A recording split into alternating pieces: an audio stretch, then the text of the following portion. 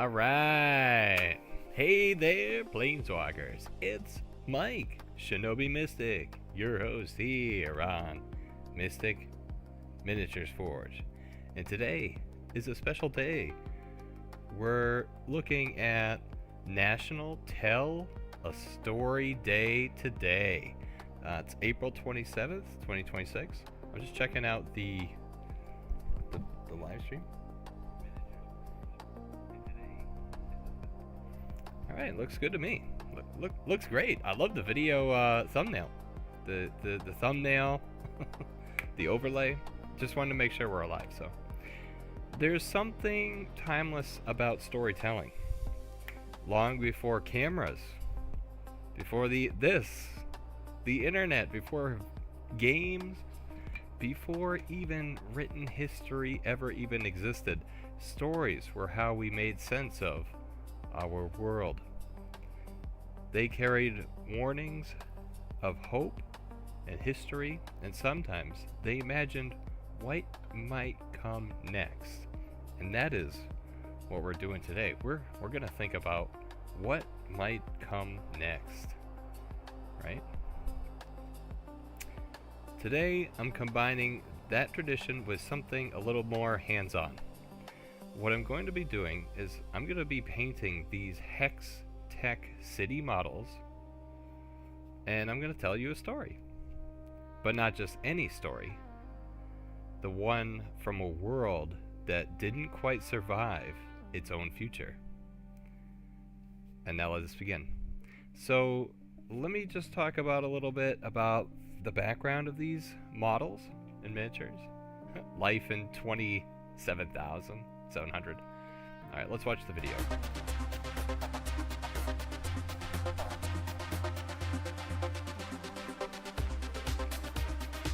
So Thunderhead Studio is the one who made these miniatures, and I believe it's a 6mm, made mostly for BattleTech. However, I don't play BattleTech. I'm using this on my Hexagrid for the Arena of the Planeswalker game. Yeah, 6mm scale. My stuff's all at 32mm. I was able to 3D print the items. That's how you have them in front of me.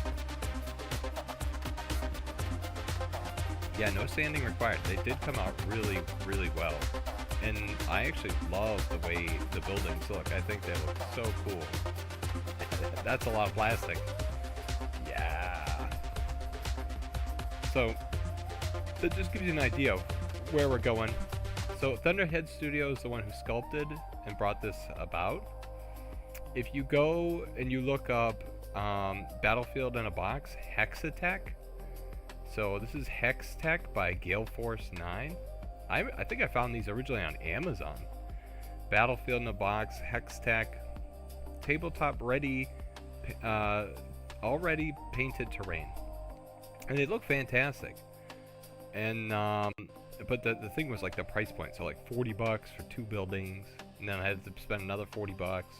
Now I'm getting close to like $80 plus shipping, and then I'm gonna want these other ones, so that's another $50. So if you go to the Thunderhead Studio website, and I put this in the description, these are available on the Thunderhead Studio page. You can get the Hextech sample bundle completely for free, and I just want to make sure I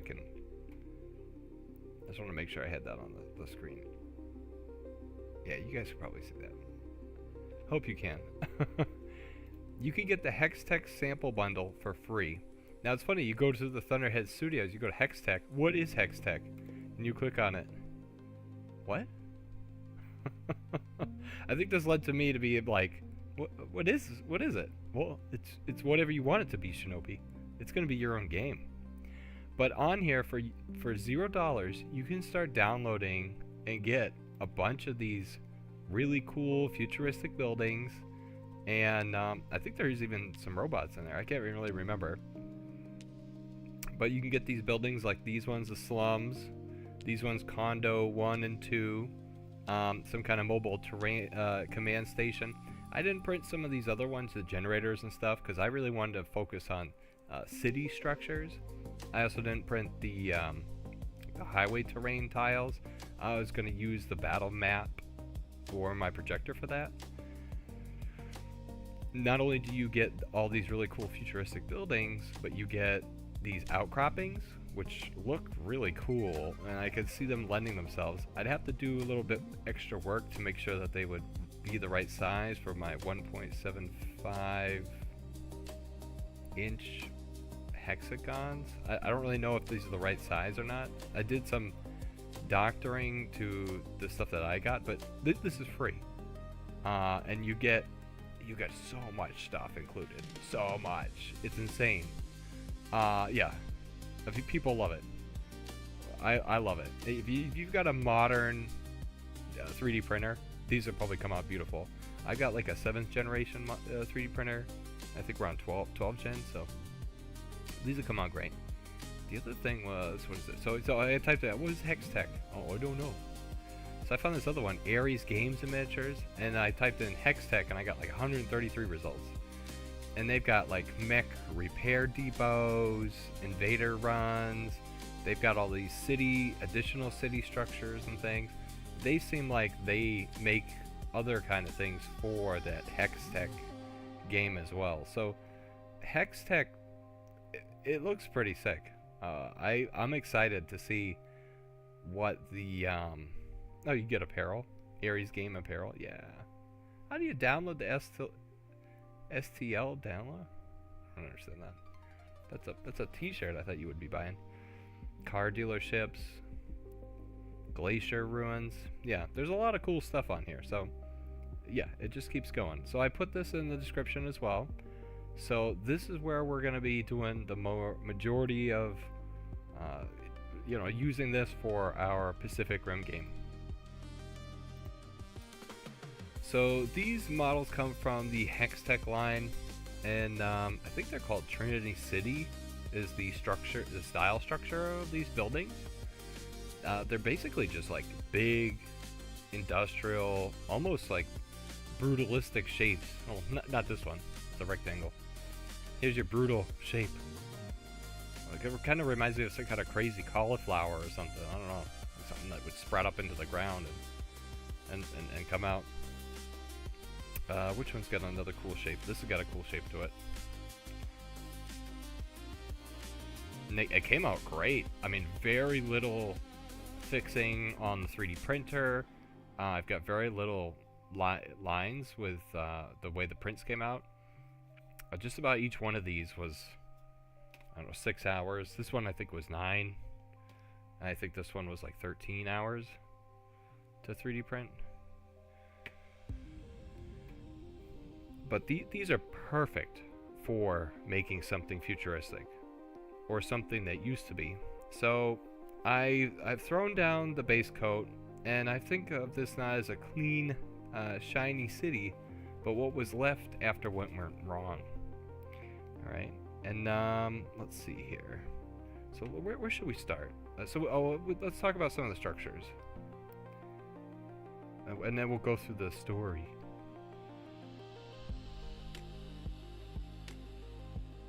Alright, so yeah, let me clean this up because this is a lot.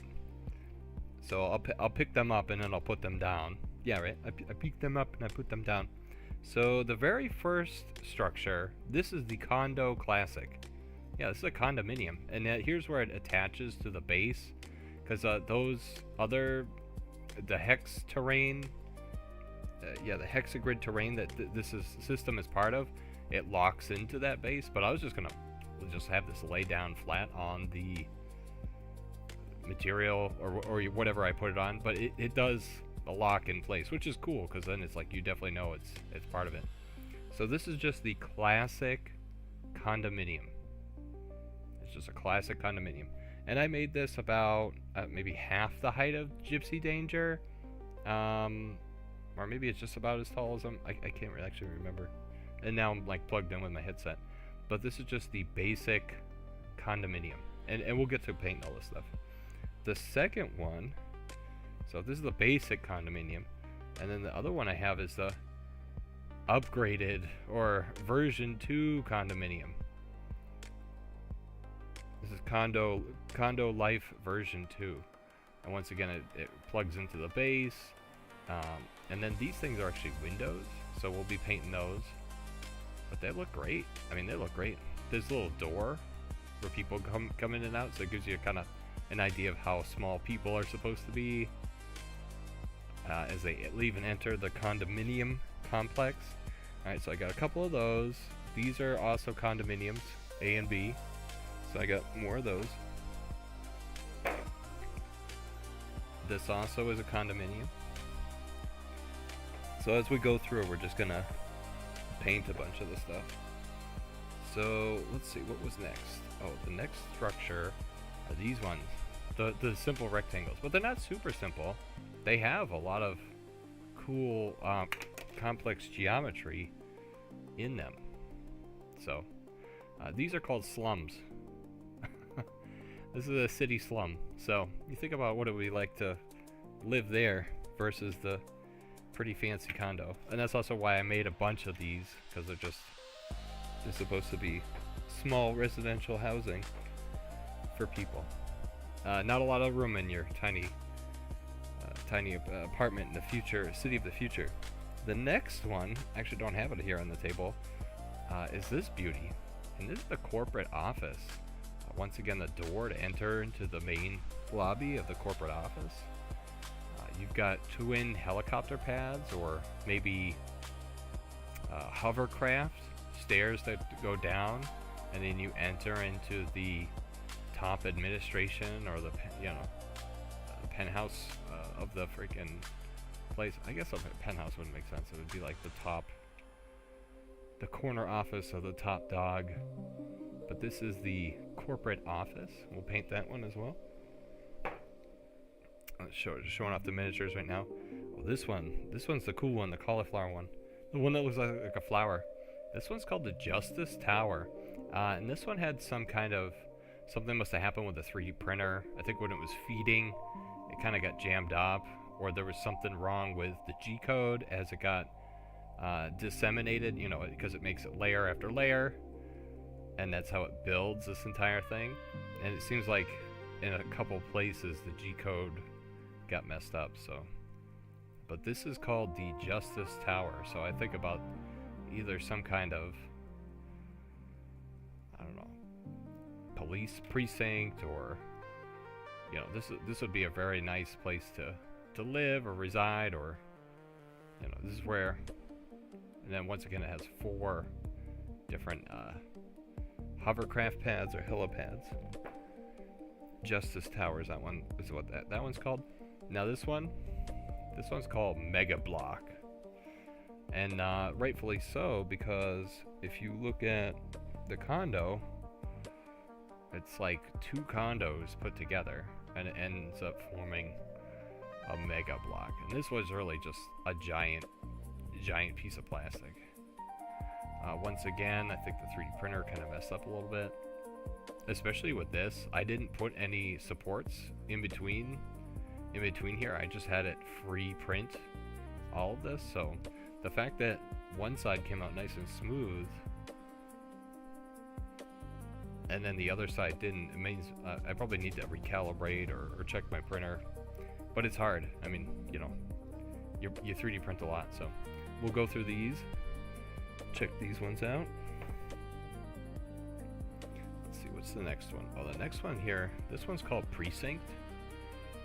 And it makes me think of, like, I don't know if you ever seen, like, what is it, B13, Precinct 13. Like, there's almost could be like a wall. But yeah, you've got people that enter in different sides, and maybe they only stay on their sides of the buildings. Each side's, you know, northeast, west, and south. They only got their own section. Everybody stays to their own. Another kind of cool looking building. I love also how it comes up and then flares out. Really cool. Lot of 3D printing. Lots and lots of plastic. Whole thing's just made out of spaghetti. Alright, what else do we have here? Oh yes, the beacon.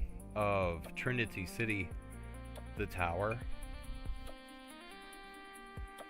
And this one is a beautiful reminder of what the future can hold, and I think it's one of the first things you see when I start to set down the set pieces, so we'll have to do really well. These are all windows, so we're going to get started probably with maybe the tower first, or maybe we should start with the slums. I don't know yet. But yeah, I got 2 of the towers.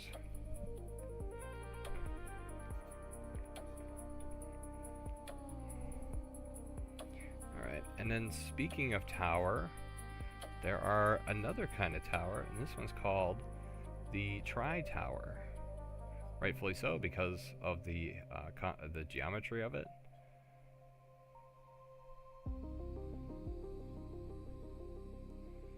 So these are the different kind of buildings. All right, and these are all for. I'm really printing all these just for one scenario, one game. Oh, now I don't know what this last one is. This last one, I believe, is like a mobile. No, the mobile command station is this thing. This is a mobile command station, which it does, because like you can see the little feet that come out on the side. People would enter in through that little hole at the end.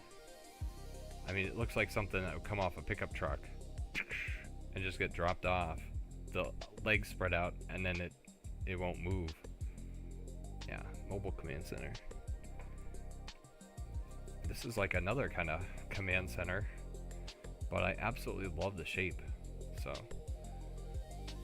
yeah, these Trinity City models are pretty sick. I like the style of it all, and a really good job to Thunderhead Studio for their design. It looks fantastic, and if I really like playing with my robot miniatures, I mean, I could see picking up a heck of a lot more, because I have a lot of hexagons, like the base. I have a lot of the hexagrid with all my Heroescape terrain tiles, but I don't have a lot for the rest. You know, as far as terrain, so it's all about 3D printing terrain. All right, so let's see, where should we start? So let's see, if we type in Gale Force 9,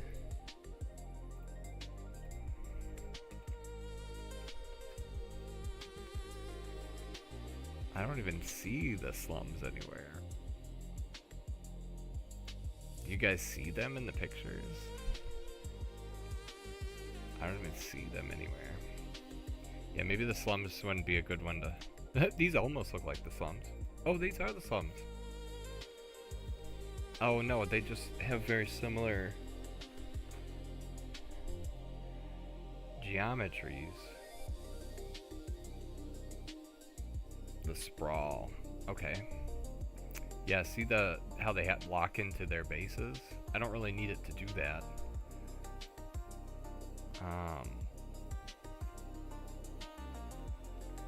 Alright, let's do the tower.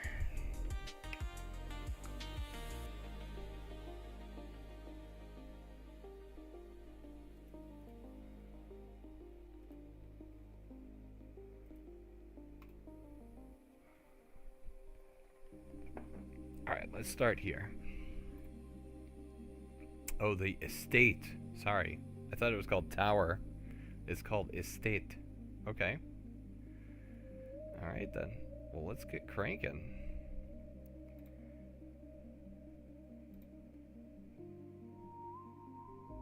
Oh good. I love when my computer just like flashes like that.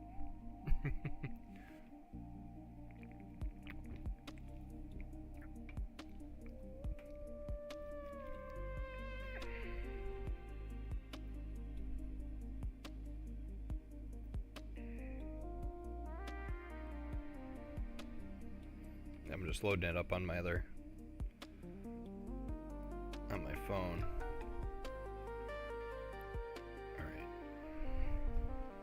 Alright, so let's start with here. Let's start with the estates.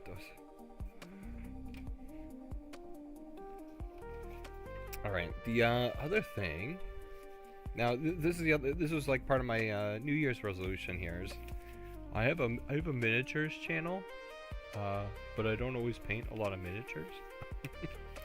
And this is what I wanted to be doing, was painting miniatures. So let's see, I've got my normal kind of hobby craft brushes, but all these are really for painting miniatures. But today I'm gonna be painting terrain. And oh, let me move these commander decks. I don't want them to get covered in paint.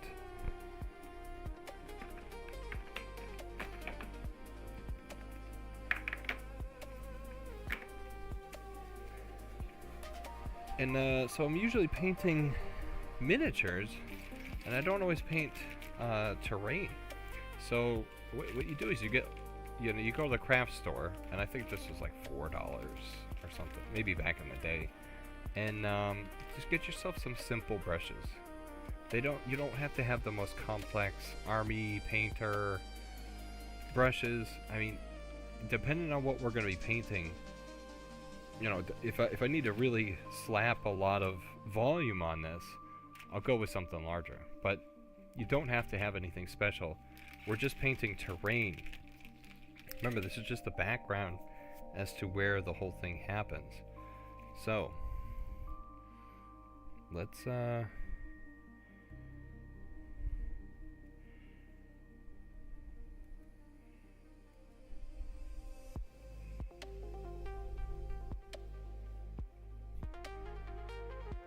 that's the Trinity Estate. I'm just trying to find pictures of this thing. So the other thing is I gotta make sure I have enough of this right color blue for all this. You think the baby blue?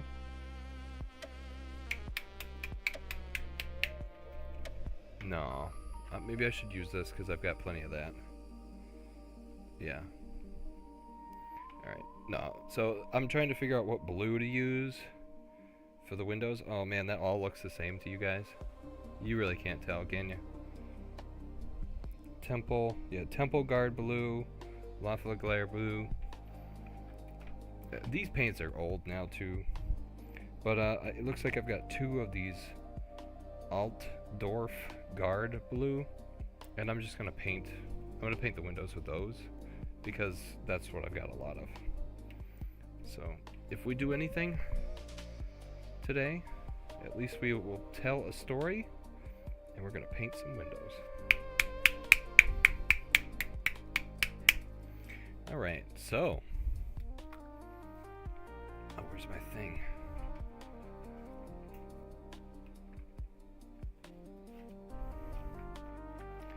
There it is. There's my thing. What's your thing? It's a pipette, and it keeps the thing open. All right, I think I'm just gonna grab this brush. It's got a pretty good tip on it. And what we're gonna do is we're just gonna go through. Like I said, these are all windows. This whole thing is, this whole section is a window. Oh, maybe this is too small. They, it looks like on the web, they paint that whole thing.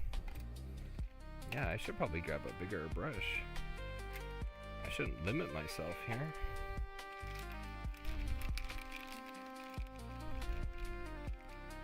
Okay. So yeah, I'm rummaging through my paintbrush thing, and I think I'm gonna go with something like this. Hopefully it's not a mistake, right? Can I get a bunch on? Hopefully I don't get it all over the place. Maybe I'll go a little bit smaller. Alright.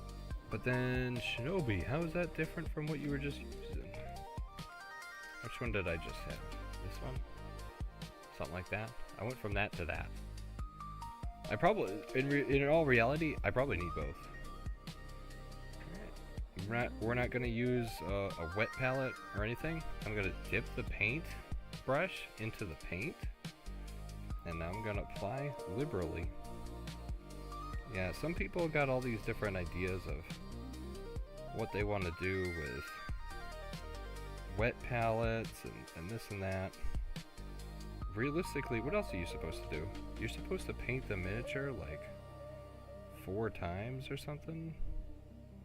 That sounds like a lot. You mean I could make this video like 4 times over? Yeah, you could. Well, that's cool. Let's see. Yeah, I really was looking forward to painting miniatures today. I'd been away for a week, so I wanted to just catch up and paint some miniatures. The other thing is, I want to get this city going because I've got to continue my Pacific Rim game. So, you know, I can't play the game if the miniatures aren't ready. So this is actually technically holding me up. Yeah, I don't know how much I'm going to be able to paint today, but at least we're gonna just paint some windows. We're gonna do some of the trim. We might not get both of the towers done. I also like that when you buy the miniatures, they come in alternating colors. I think that's really cool.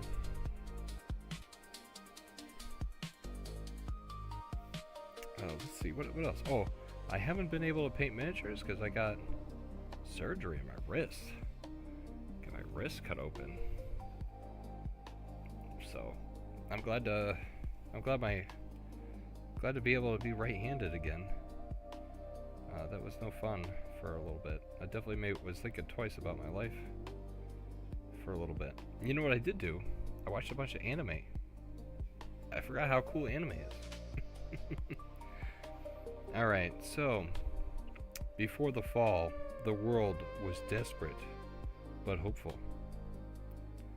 Energy shortages were pushing civilization to the brink. Entire regions faced rolling blackouts. Now, this is the part of the story that this is National Storytelling Day. So there were rolling blackouts. Now, Shinobi, why was there rolling blackouts? What was going on in the future to cause that? Well, I feel like what would cause rolling blackouts? I think what is going to eventually happen is all this AI jazz is going to get so popular and so big is that people are going to have to not use energy so they can feed the energy into the AI so the AIs can run everything. And so there's going to be kind of an energy shortage because we've gone to, you know, electronic motorcycles, electronic bicycles, electronic cars. I mean, you have to charge all that into the grid. And the reality is that that's gonna put a huge stressor on all the energy. All of us burning fossil fuels and everything else. I mean, this can't continue forever. But I think with all this AI stuff, is you're gonna, especially if there's ever a war or something, you're gonna have to, just like how they used to have to take the iron, people would be ripping down their fences.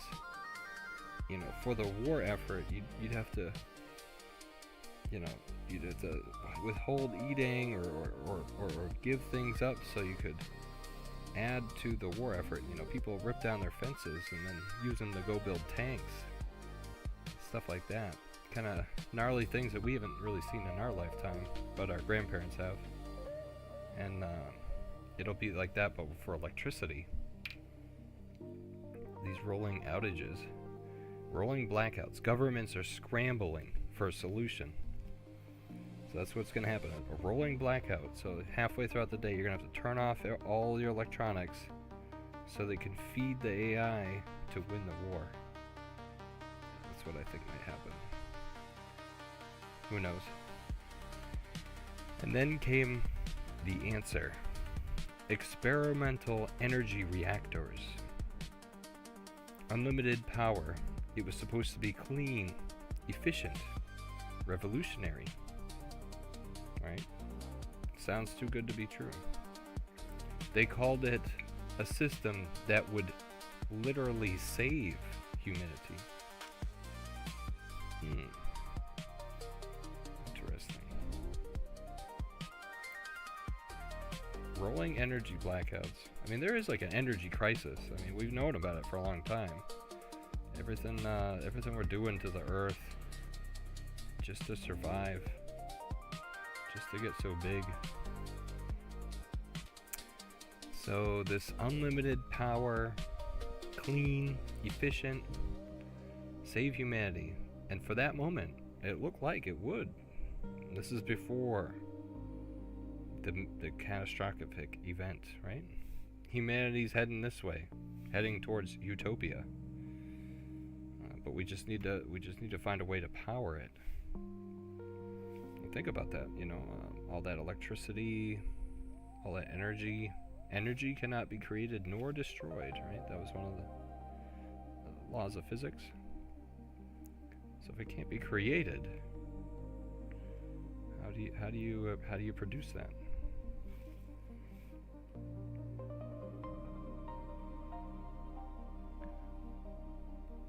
So it looked like it would. I'm just cleaning up these windows. I'm just smearing kind of. Now this is what I was saying. Oh, Shinobi, you're supposed to put on like one coat of paint and then let it dry and then put on another coat of paint. Well, I kind of put on like a thin coat, spread it around with that other one. Now I'm just taking this brush and I'm spreading it into the corners. Really just trying to. Yeah, that looks like one of the store-bought ones. On that side. Yeah, it's like, how long do I want this video to go?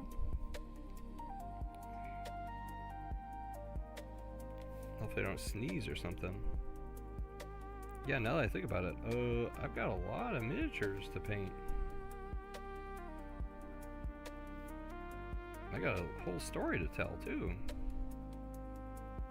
Story of Maverick and a future that might come, or that might not ever come. It's so funny how Maverick was like this character from a leftover movie that I never made. And I kind of just was like, I like Maverick. You know, he's cool. He stands for something. Well, I want to use him again. What could I use Maverick for? And then I had that Pacific Rim miniatures game sitting on the shelf for years. I was like, oh my gosh, you know, I've got this game I never played. I got this character I never used. You know, now is the time. When is the time? Right now. You know, I hope, if anything, I hope, you know, just hanging out with me on this corner of the internet, it really goes to show that, like, you know, you should be working on your own projects. I know this is on YouTube, and, you know, you can sit there and watch it, but, you know, they usually call the TV the boob tube. And the thing is, why do they call it that? It's because you're the boob. You know, sitting there watching TV and getting fed their agenda or whatever's on Disney and this and that. I mean, it's not. You gotta be working on your own things. There's no time like the present. You know, better yourself. Do what makes you happy. Look at that. That makes me happy. All right. Maybe what I'll do is, I really don't want to like hold it and then like mess it up either. There's no like clamp. Oh, here's a go. Just hold it like that. Alright, so then, what am I going to do? I'll set this down. Are my paintbrushes going to dry? Yeah, but it doesn't matter. Alright. So let's see here. Oh, let me just talk about that. So I'm just trying to paint the windows. Just trying to add depth to it. Because right now it's like one just gray surface. And I guess I could have just sat here and done this for like, this is gonna be like a week. It's gonna take me like a whole week to doing this. Like a miniature a day, just kind of keep working on it. So like, yeah, maybe if I do put on a movie I'll put on a movie like I've seen a bunch. Probably like Pacific Rim. Or like Lord of the Rings. That's another one of my favorite ones. Just put on Lord of the Rings and listen to it. Look up occasionally, you know, as I'm cleaning a brush or something. I guess I don't really listen to audiobooks.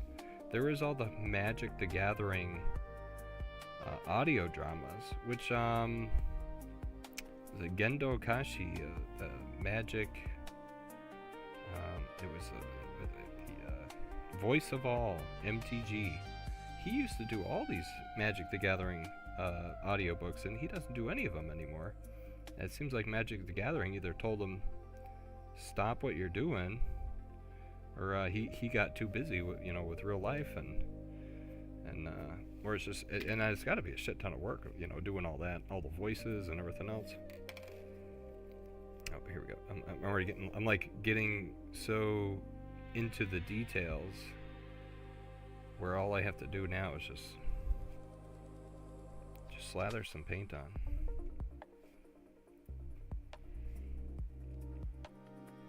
I could tell my brush is getting clumpy though. I should have cleaned it after the last time. So I'll clean it after this time. Yeah, see, I'm just getting the paint on the brush, going up and down. I'm actually a window cleaner right now. I'm cleaning these windows, making it so people can see out of it.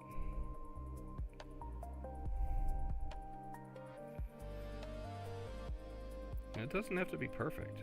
And that's the thing. That's the beautiful thing about the paint and the miniatures. Like, oh, you gotta make sure you stay in the lines and everything's perfect.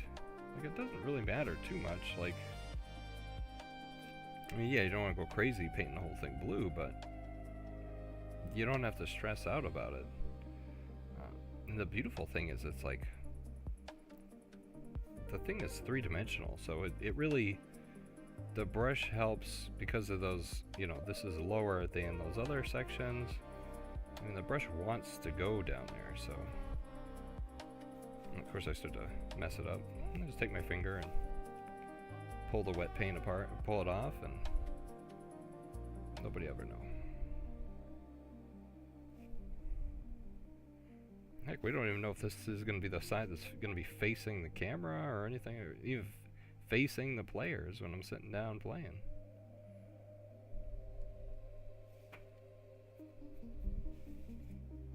Yep, there we go, I'm messing it up again. Getting everything all blue. Here's another little trick. You just take another brush that you have, run it along there, and it will pick up the paint as well. Yeah, see, we got a little bit of smear, but it's not too bad. Alright, so those are those two sections. I'm going to keep this facing towards me. Take my little bottle. Paint and clean out this one first. Maybe now that it's wet, I'll just run it along that edge. Try to wash away anything else that I kind of goofed up on. Yeah, you can see it there. The only thing I'm missing here is a bunch of napkins. Usually I wasn't need a bunch of napkins. Alright, and this one with the paint. Try to get the paint off. Blue. Azure blue.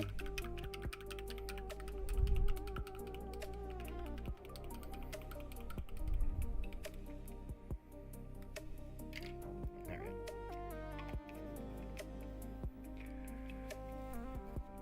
So, let's see.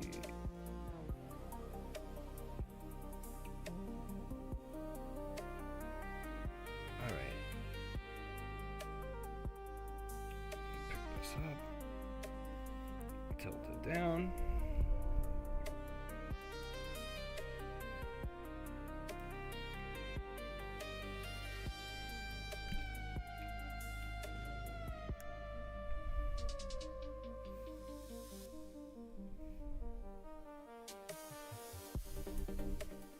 Yeah, I'm trying to, I've got to be able to see it. Like, it's funny because, like, whatever angle I hold this up, it might look good for you guys, but I might not be able to even physically see it.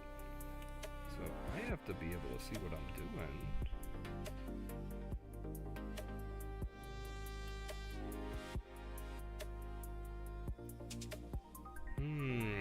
City of the future. What would the city of the future be like? Well, yeah, I mean, if AI is taken off as much as it has, it's gonna be everywhere. Welcome, Shinobi. All the facial recognition software. It'll be in your clothes. It'll be in your mouth. Be in your eyeballs. Yeah, it'll be all over the city. The walls, the floor. It's gonna be interesting. I think about like the material science of everything too. I mean, the building materials have come so far.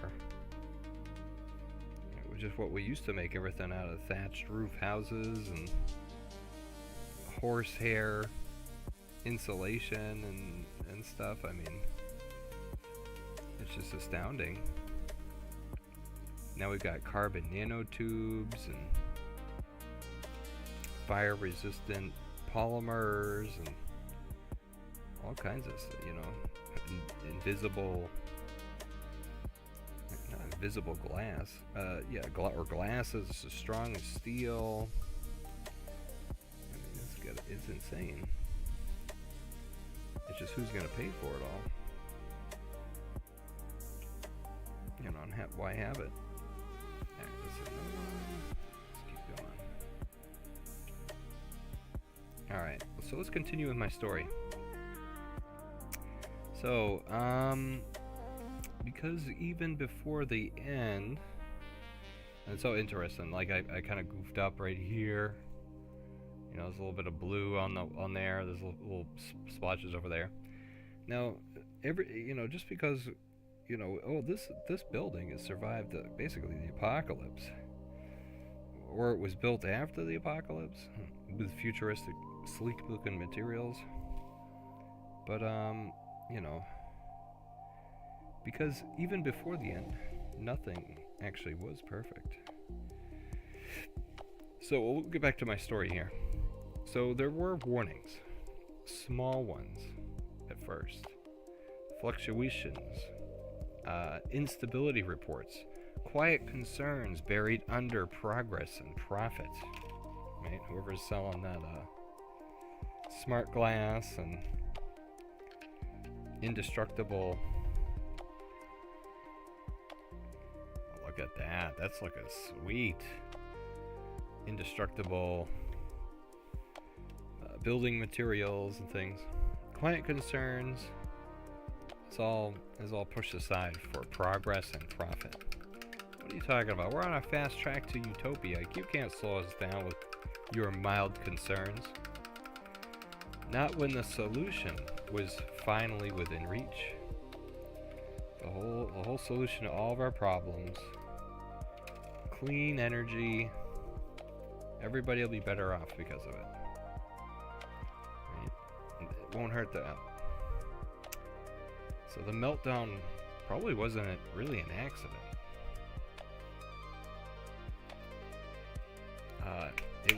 It was kind of a chain reaction. A chain reaction. What would happen is, with all this system, this grid, and I guess I didn't build any of these reactors. And I think about all those other things that we saw earlier in the video and stuff that I could 3D print in the future. One reactor would fail, then another. And because, look at all this AI agent crap. Use our program inside of ChatGPT. Well, you've got one AI program or one thing plugged into another thing, and then it's plugged into another thing. So one thing would fail, and then another, and then another. This is an event or a systematic approach. It would be called thermal runaway, a containment collapse. The entire city grid would begin to light up like stars. Then it all disappeared in firestorms. The skies would turn white, then black. the infrastructure didn't just fall apart, it ruptured. And in some places, reality itself did not hold. Wow. So that kind of introduces the breach. Reality cannot be held. Now, where are planeswalkers coming here? Well, you know, you think about the opening to the dimensional breach. Planeswalkers just lend themselves all too well to all this madness. Alright, so I mix this up, so I got some kind of nice flowing blue, flows back into the tub. I'm going to then grip this down by its little tri-base, right? This little crazy indent thing here. And I'm just going to lean it on its tip. Yeah, I guess that tip. And we'll try to have at it. So got the larger one. We'll just go across. Planeswalkers in the City of Tomorrow. I was like, oh, we haven't had a future set. No, Mikey, we went to the space and back. We had Future Sight. I mean, there's been so much stuff in Magic these days. Magic sure doesn't feel like Magic anymore.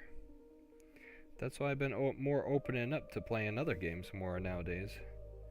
I mean, between you guys, I think 2027 is going to be almost strictly Hero Quest.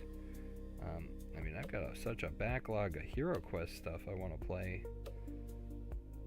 I mean, I think the channel might be almost dually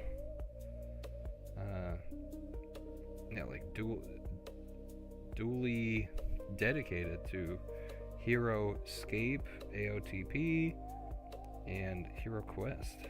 So I think that's how it might all go down. We'll see though. Oh, see, this is where I get mixed up. I keep getting like, oh, it needs to be perfect. No, you just need to spread the blue around enough. Move on to the next wall panel and continue across. Let's see here. Oh, I can see where the 3D printer messed up again. Some of these lines, these are all intrusions where it either the plastic didn't feed right, or it had a trouble building the complex geometry, and it was not stacking correctly. And now that I see that, and I wonder if I line it up, maybe it's something with my belt. And that's the thing with the 3D printing, is you always need to know how to troubleshoot it. Well, is it something that I did to tell the 3D printer, which is usually the case, or is it something with the 3D printer itself, the way it feeds, the way it cools? And there's so many things. They even have specialized 3D prints that you can use just to test your print. Here, build it this way. It comes out like that. Build it this way. It looks like that. That's why people keep 3D printing those little boats, those little boat things. It's like the generic test print. Wonder how many boats are out there. You probably fill the entire ocean with the amount of those that people 3D printed over time. Adds to that global plastic patch, right? I always 3D print with the corn-based. I said pine because it's PLA, polyvinyl acetate or alcohol. No, that's PVA. PLA. Yeah, so it's like polylactic acid or something like that.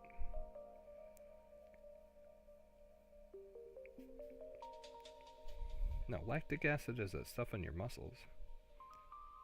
Anyway, I use the corn-based eco-friendly crap.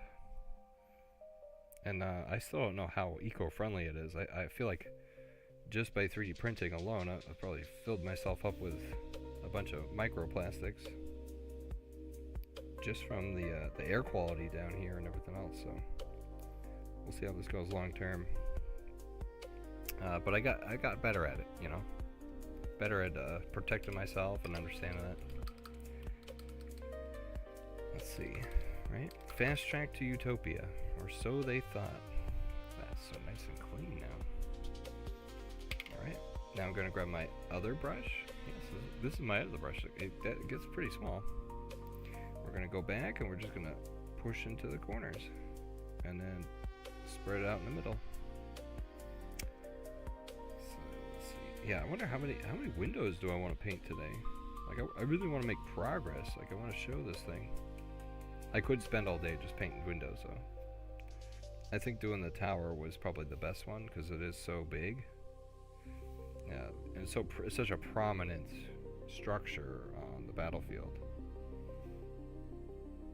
You guys will be able to instantly recognize it, like from the video, like, oh, there's that thing he painted. Well, he was telling us the story of the Meltdown. And don't worry, I'll sum up the story of the Meltdown at the very end. So if you're getting bored and you're like, oh, I want to keep hearing the story of the Meltdown, but he just keeps blabbing on. I'll sum it all up towards the end. There's not much to the story. It's kind of funny because it was kind of like an afterthought. I was like, oh, I kind of want this to have kind of a Mad Max vibe. And they didn't really have that in Pacific Rim. So like I wanted to still be able to have like wastelands and all kinds of other stuff added to my fantasy world. So it's Pacific Rim-esque, but I kind of just did my own thing like I always do. I mean, I'm using Pacific Rim models and miniatures, but I'm not using any of like the main characters from it. Just use my own kind of made up characters and things. You know, guys from other games that I played. We got the Vic Hoskins. He's from Jurassic Park, but he's also from Xenomorph Park. So it's like the same miniature that I use there. There's that Drake Alexander Herescape miniature that I always use. I guess I don't really use them. I use the mech miniature. It's funny because like usually when I play mech games, I love mech games where you can also be the on foot person, not in the mech. Like let's say you're in the mech and you're walking and you have to, you get into a cave. Well, the mech can't fit into the cave. Maybe you use the mech to fight some kind of giant beast or worm outside the cave, but he can't go into the cave because it's too big. So you gotta jump out and be the little person. And you'd see that in games and things, popular culture. But I didn't do that in my Pacific Rim game. I don't have any on foot levels. I was thinking about adding them, but maybe I'll do that as like a mini game, not miniature game for miniatures. Speaking of miniatures, there was a tabletop wargaming expo up here just the other week. I missed it. Mayhem Miniatures Convention up here in New Hampshire. I was thinking about going, but it was the first beautiful day in spring. I couldn't justify sitting inside of an expo center playing miniatures games when it was so freaking nice outside. And it was like the first weekend that I started feeling better with my wrist and everything. I couldn't justify sitting inside with a bunch of fat nerds playing miniatures games. So if you did go to that miniatures convention and you didn't see me, definitely just, say something in the chat. Leave a comment. I'd love to connect or talk with you guys to see what I missed. I've been thinking about going for the last couple of years, but I keep missing it. Last year I missed it because I was busy painting the game room. I think that was a better use of my time and money than driving back and forth across the state. Well, there we go. There it is, you guys. We painted some windows on the tower. Look at how great that looks. Just with some blue windows versus not having the windows done. Yeah, we're gonna get there. We're gonna get there surely, slowly but surely. Now, let me think about this for a second. Where am I? Alright, I'm not like speed painting this stuff. I mean, I'm trying to take my time. Let's see here. All right, so let's see. So, all right. In this world, they have. So I was talking about the aftermath. Survivors reported something impossible. Areas where physics don't behave correctly, right? Shadows move on their own. Signals come from nowhere. And then the first breach events. No one knows if the meltdown caused them or just opened the door. But something came through. Ah, the meltdown. Okay, let me set this off to the side. Now what should I do? Should I paint?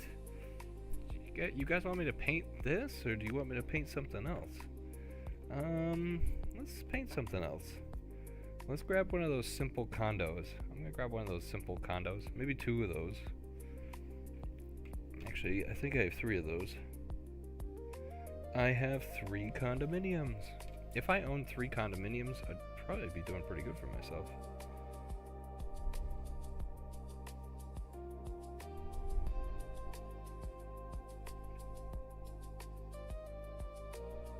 I'm just looking up the condo.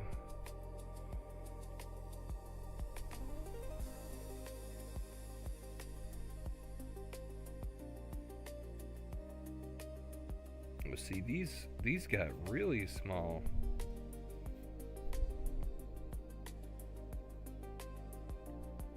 Oh, do these even have windows on them? These don't even have windows. Yeah, they don't even have doors. How do people get in there?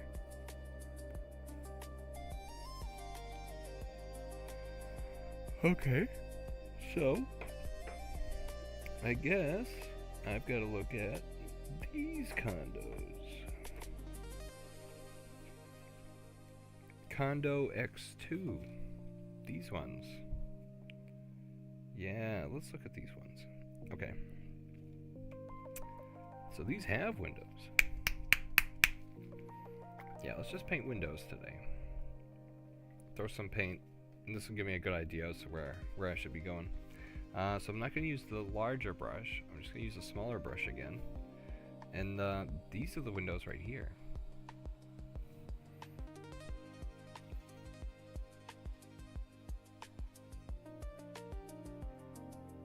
Condominium windows. This should be quick.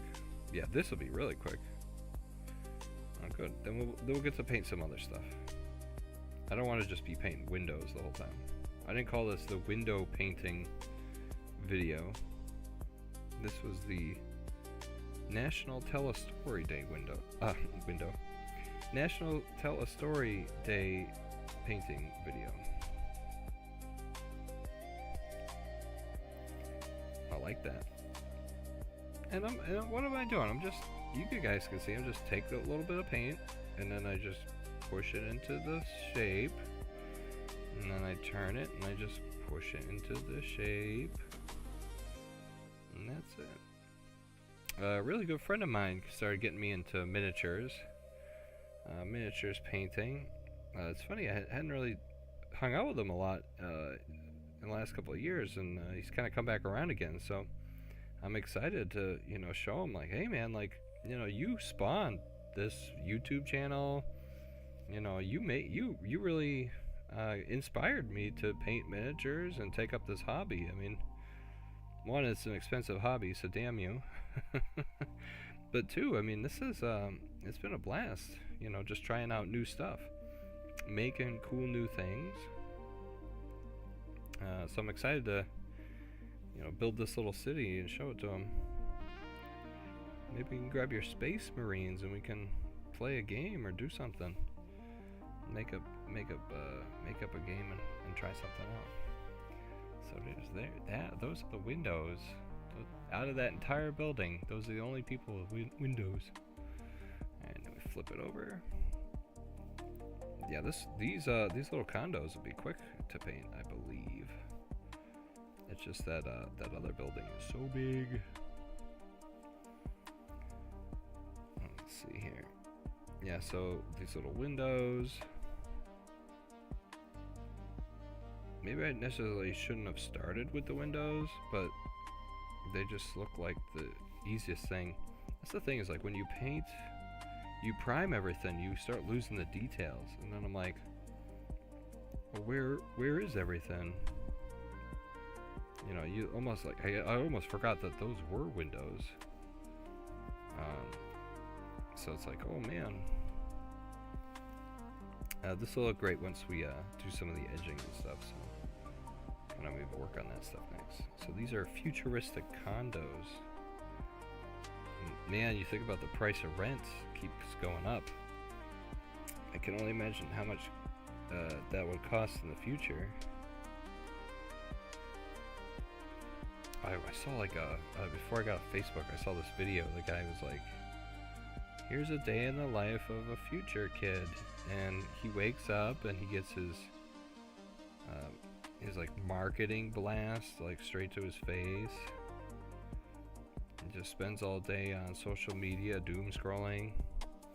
He has to sell his plasma to give his girlfriend money, and then he has to work all day, and then he goes to sleep, and he has to pay for a premium subscription so he can get good sleep. Otherwise you get woken up by advertisements or something like that. Yeah, premium sleep. You want to sleep good, you gotta pay the premium service for the sleep. Yeah. That makes me wonder what it'll be like.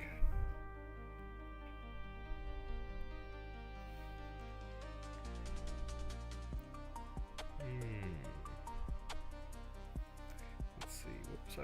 I was watching Super 8 yesterday. That was a movie that takes place in the 70s. A little kid was painting miniatures, and I thought that was so cute because I really self-identified with the main character because he paints miniatures, and I was like, I do that too. And then his buddy was using them to make movies, and I was like, oh, I do that too. I mean, he was doing live action movies with some miniature work for, like, you know, blowing up the train models and stuff, but I make videos with miniatures too. And I guess miniatures always been in movies. I mean, you know, you think you got some of those complex shots that you could never really do with large scale things. You just use a miniature and try to make it all look like the same scale, and they've done fantastic things. I mean, think about Star Wars and Aliens and all those sci-fi movies in the 70s and everything, and before CGI, and what have they been able to do with these fantastic miniatures?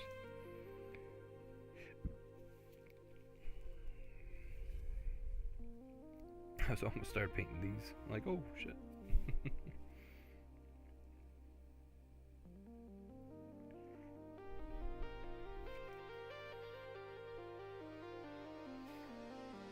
Now, it's so interesting to me, this painting miniatures. Painting miniatures is how I get rid of work stress. You know, modern day, I don't have to think. Sure, it's a little bit of work to set up the live stream and hit go live and think up of a script, you know, and talk, but the thing is, I already had the story. I already had the meltdown. It already existed. If anything, now I just get to tell it again, but in a different light. I like that. And this is, and then I'm not going to edit this or review this. I'm pretty much done with editing videos for now. I'm working on a backlog of videos that I've had since 2024, the Duskmorn series, where I go into the haunted house plane of Duskmorn with the Ghostbuster troop, and fighting our way up to the Valgavoth. So interesting. I can't believe, I mean, when it came to me last year, whoa, I never posted these. These are from 2024, now we're in 2026. I knew I was in trouble, so. Look at that, both of them, done. Double condo. Condo action. That's cool. I like that. Alright, where are we at now? Alright, so we've got offices, we've got living spaces, we've got outposts, we've got strongholds. Yeah, these were the strongholds. These ones are really cool looking. Where the hell are the windows on this one? Oh, maybe we'll do something different with this one. Got salvage zones, or just empty, empty, just a void, like a whole Mad Max. It's just sand, right? Alright, now we're on the next part of the story. So the story is that the governments, they didn't survive. Communication networks collapsed within days of the meltdown. Entire regions went dark. The world fractured into isolated pockets of survivors. Some rebuilt, some adapted, and some disappeared. Imagine your entire town disappearing. I used to live there. Yeah, I know, man. Alright, so what's that one called? This one's called... Crap. What's the name of this building? This is the precinct.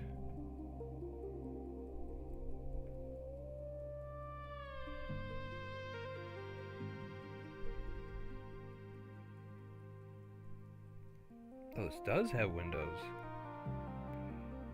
I don't want to just paint windows.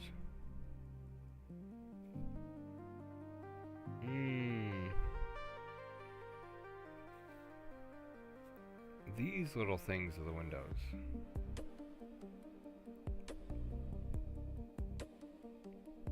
So it's got these two and those two.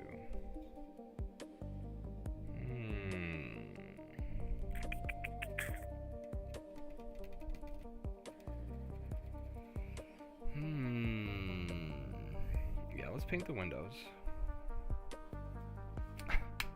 I'm just gonna paint windows. Tim called the window painting video. Yes, I did. Also known as the window painting video. Yeah, we'll paint some windows. We'll get them done. Well, that was like I just wanted to use one color and have at it, It's so interesting how just a little bit of color just, oh, why look at that. Look at that. It gives it depth. It makes it look like a little bit more than what it was. It's like, oh, look at that. Look at those little features on the side. I didn't quite notice those before.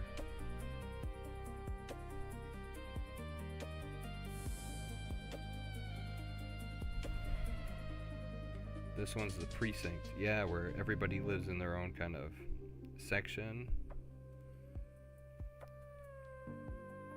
Maybe because of,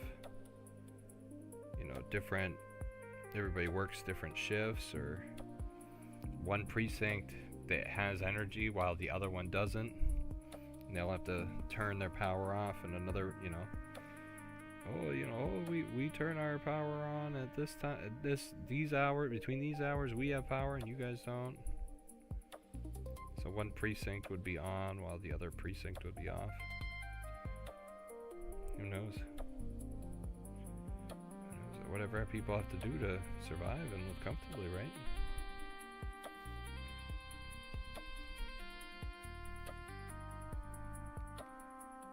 Look at that, just a little bit of blue. Those are just their tiny ass little windows.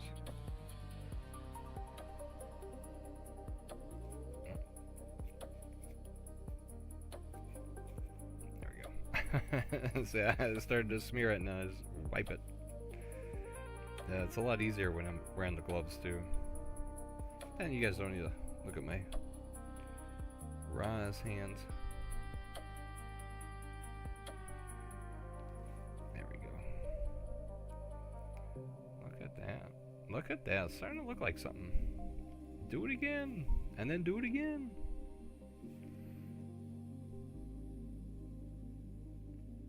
Precinct. I'm in Precinct 7. I'm from Precinct 12. We don't take kindly to you over here. Oh, shit. I could see that happening.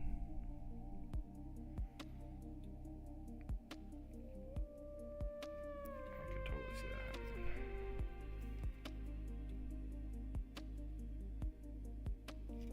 Yeah, I'm probably gonna have to have a couple of videos where I paint the city. Keep painting the city. Just keep working away at it. The story of the city of the future.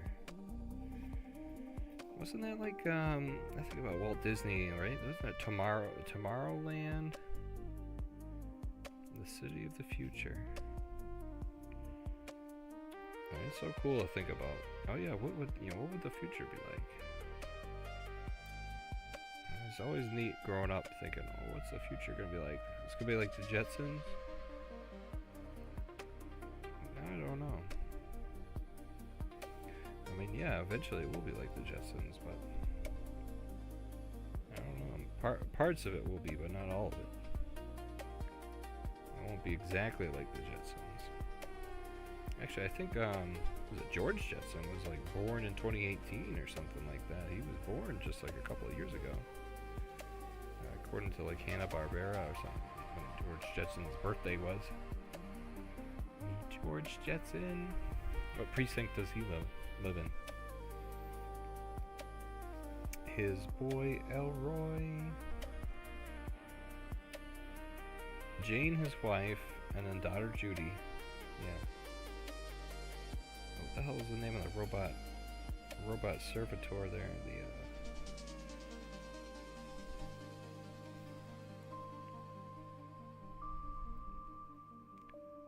Jetson's maid there. No, I mean, I wonder about it. I think about getting old. Oh, is there gonna be a robot wiping my ass? I feel bad asking somebody to do it if I'm freaking old as hell.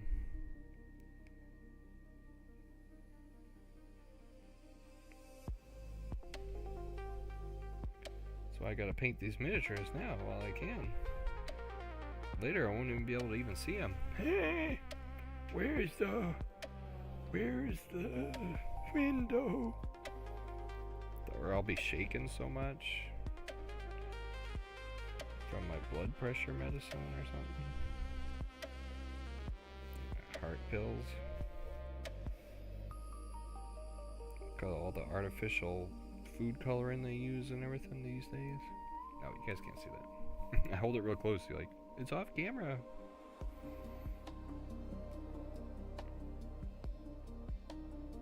Clean energy. That's just like OpenAI, right? OpenAI. We're going to be a non-profit. We're not going to make money. And then they realize they can make billions of dollars. That didn't last too long, did it? Well, how could it? Not when there's money on the table. Even Google, right? Google had an original one. Their original thing, don't be evil. That was their mission, part of their original mission statement. I'm pretty certain that's not there anymore. I think we all start out with really high hopes, and things just change.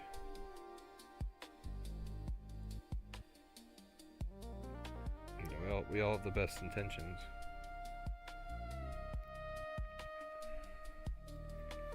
I can't imagine how much stuff is going to cost in the future, though. Yeah, the apartment building in this precinct. A loaf of bread.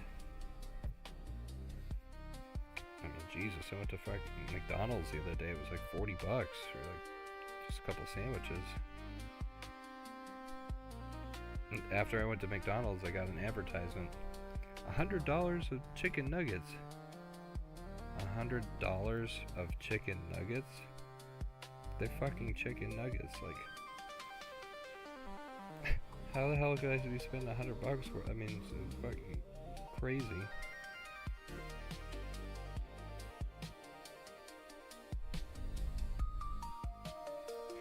There we go, my friends. Alright, that's the precinct. Let me go back to my story.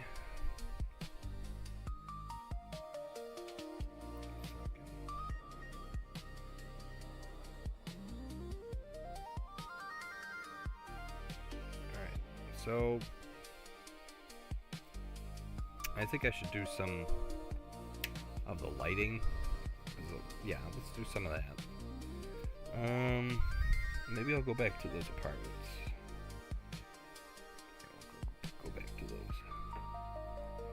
I think that'll be good, and we'll finish up the video for today.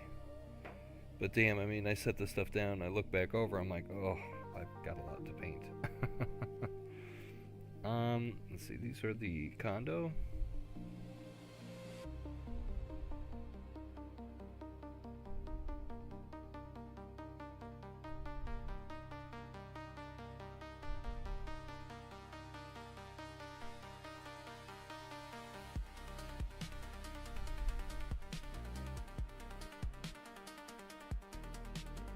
That's what I gotta figure out. What color do I want to paint everything? Because on the Gale Force 9 webpage, so let's see here.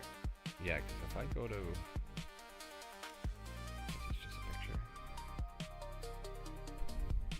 Oh, here it is. Yeah, look, they've got everything. It's the gray color, like I've got it, this gray color, and then the other color is a tan, and I gotta figure out if I really want to have everything be tan like that or not.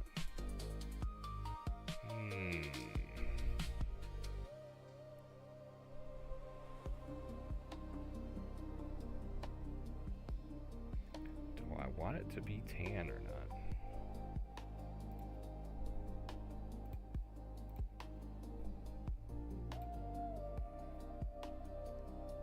See, I made this. So I took a image. I took a couple pictures of my city, and I threw AI, and I said, make this look like a future city. And here's what it did. So I was trying to think of some of the colors that I see in here.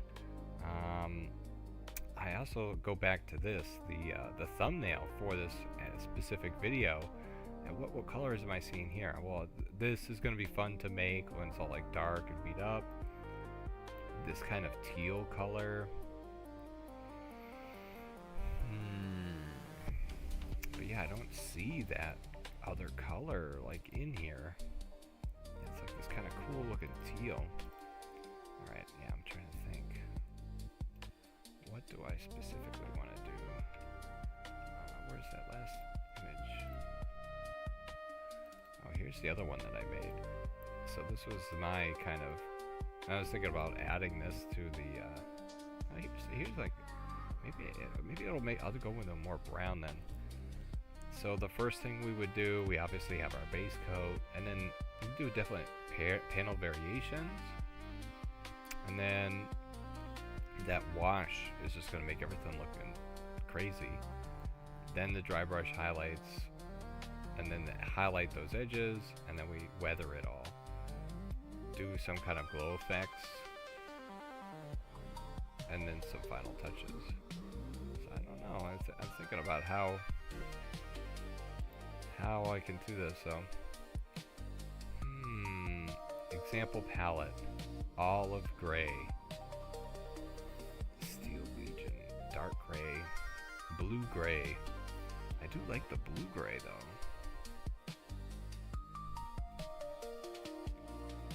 Yeah, I'm just trying to think. Olive gray.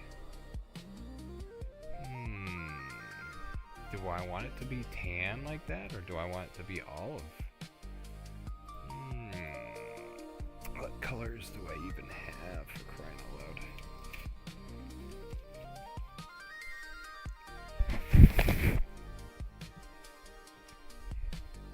I'm just putting my gloves back inside out.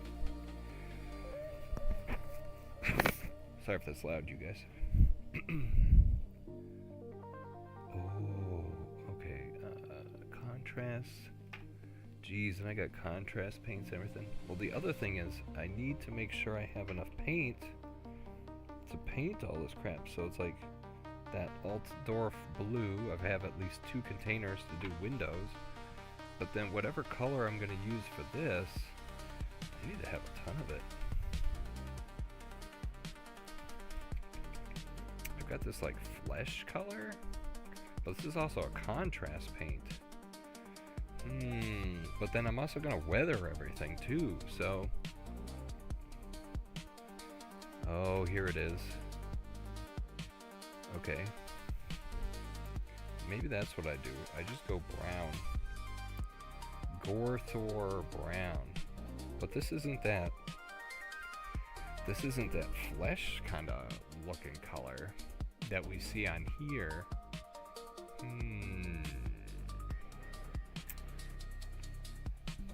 That's more of a sand looking color.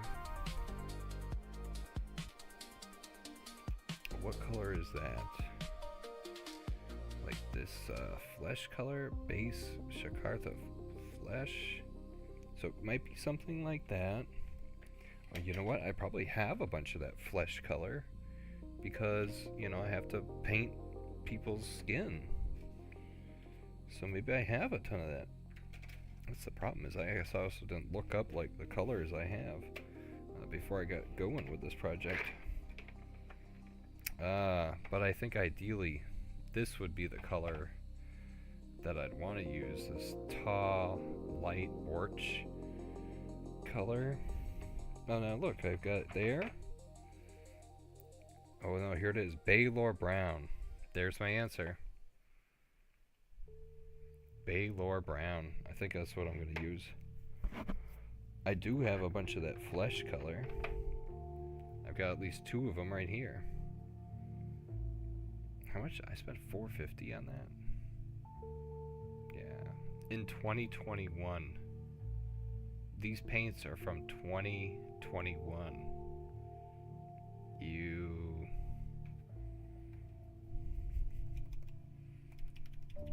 Is this ever going to be okay? I guess I got to do more than just shake it a couple times. Alright, so Baylor Brown. That's what I think I'm going to do.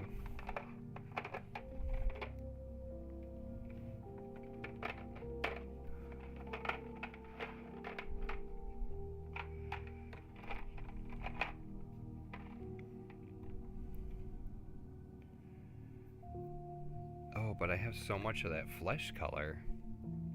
I just hate that color on everything. Kislev flesh. Oh, this is a different color flesh. Yeah. It's so chunky right now, too.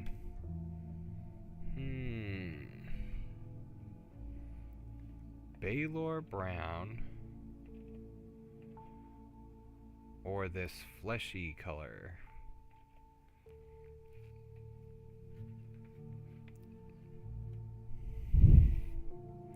Now, how much of that flesh color do I have?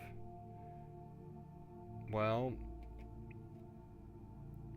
this is that Relishkar. What is that?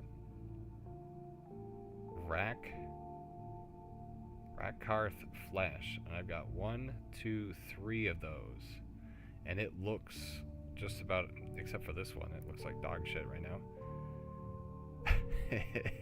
These look just about like the color, so I think I'm going to use those because I've got 3 of those and only 1 of these, and I will use this for something else to weather it in the future, but I think that answers my question as to what I should use, if it was the Gonthor Brown or the Baylor Brown. I think I should go with more of that flesh color. The other thing is, those are air paints. Yes, these are air. Oh no, no, it says base. Okay, yeah, base. Alright, so then this one needs some TLC. This one is the one that I've been using. You can see the paint that's on it. It is opened.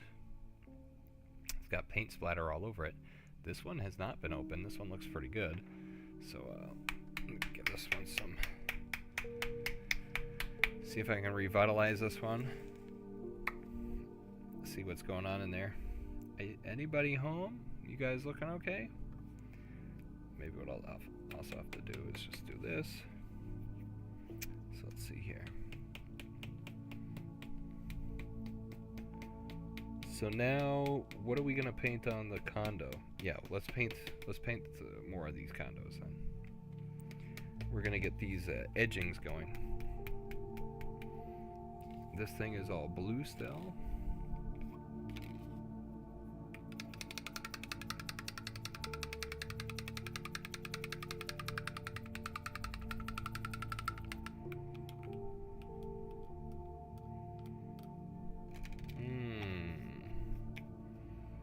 Let's see, I thought I was going to be able to paint half of my half-broken world, but I only painted 2% of it. It's going to take some time, so there are going to be some future videos here of just painting the city, so we'll keep working at it. But yeah, let me open this one up. Let's see how this is going. Oh good, it's looking a little bit better. Try to invert it, get it to go down. Okay, so I'm gonna try to add some lighter color here to start to make this thing really pop. And you'll see as I go around the edge of it all, this is really gonna start to make it like the details really pop out. So I think by working along the edges, the structures are going to start to look really good. And it's too bad because like the edges are the parts that are going to be the worn the most, but I kind of need to make them lighter to then turn them darker, unfortunately. Alright, so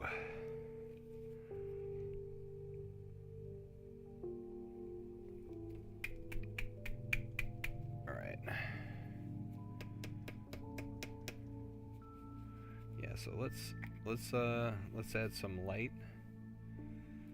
some small points of color to suggest life, because the world didn't completely die.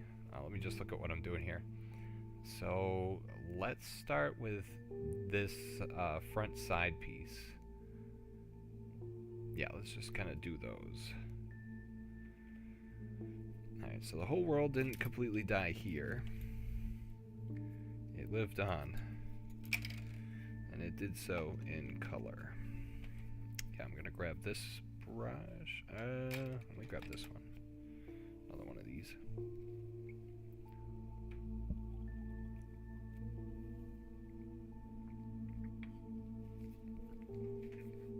Alright, so the world didn't completely die. It changed. Alright, wish me luck.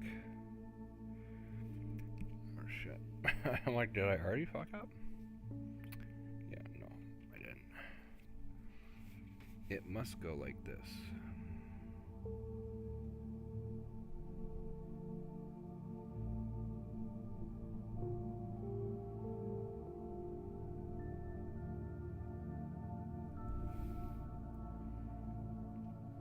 Okay.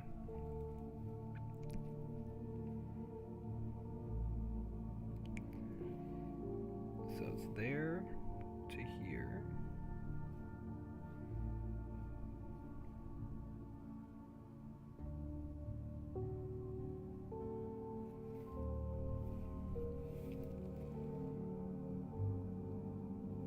So now I don't think the brush is small enough. There we go.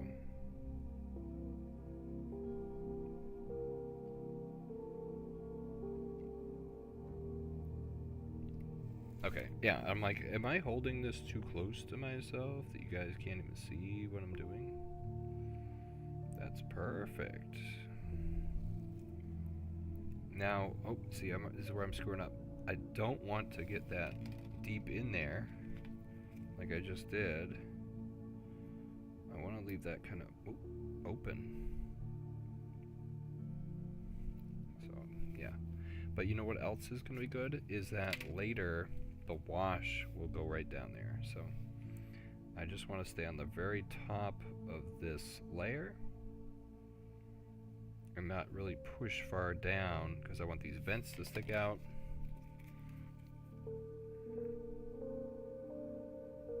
Yeah. Okay. We're getting it. I also don't know what I'm really looking at. I'm like, where are the details? There we go. And then this goes down here. Like that. Look at that. That's really predominant. Alright. This might be too big of a brush. And when I say might be, it definitely is. I'm very lightly just going along the surface. And I'm not pushing down hard. I'm just trying to find that edge. Just leaving the paint there.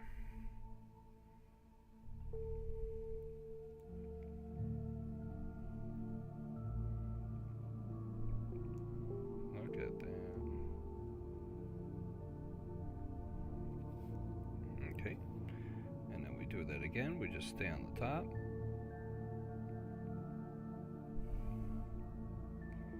Let's stay along the top. I love that, actually. I love that shape. M.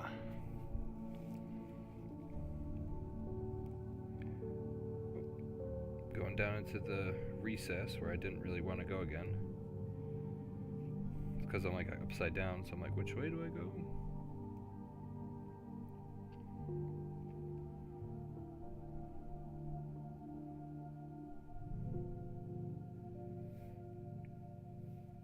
Imagine getting paid to paint a building. You just shrink it down, you paint it, and then make it big again. That'd be awesome. Alright, look at that. That's starting to look like something. Look like something different. Yeah, I'm definitely going to have to use a smaller brush, especially for like these next parts. But I think we can do the other side and get away with that. So we will.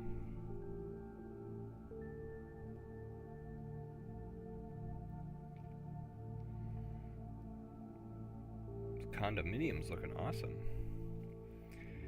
Do you think these condominiums will get destroyed by a kaiju in the next game? How many life points should a condominium have? I think about, yeah, this is hopefully gonna get destroyed. Just remove it from the table. This is supposed to be like really towards, well, is it for the next game or the, no, the next game I have most of the city pieces like already made up. So I'm not, this isn't holding me up that bad because I can still like play one or two more adventures, but then after that I basically need to finish this so I can complete the games. You know what the really crazy thing might happen though is, well, what if they don't win and they all die, and then I actually never even get to this game? Did you paint all those miniatures for nothing? And the answer is no. I still got these miniatures for other stuff, for other future games. I mean, I still plan on having lots of other games. With futuristic cityscapes and stuff like this, mech type combat and things like that. So I wouldn't be gone for nothing, that's for sure. So yeah, I love it. It actually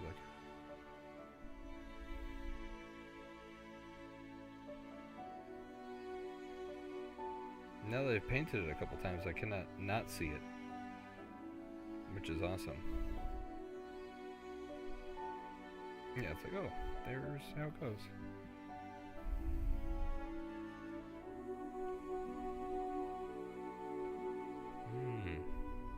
Music is so nice right now. There's hope. There's life here. Let's paint this so it looks like someone actually lived in it. Right? Do people... you think about all those McDonald's... I was talking about McDonald's a second ago. You know, they always used to be so colorful. Now they're all this, like, dull gray color. What happened? Everybody grew up, huh?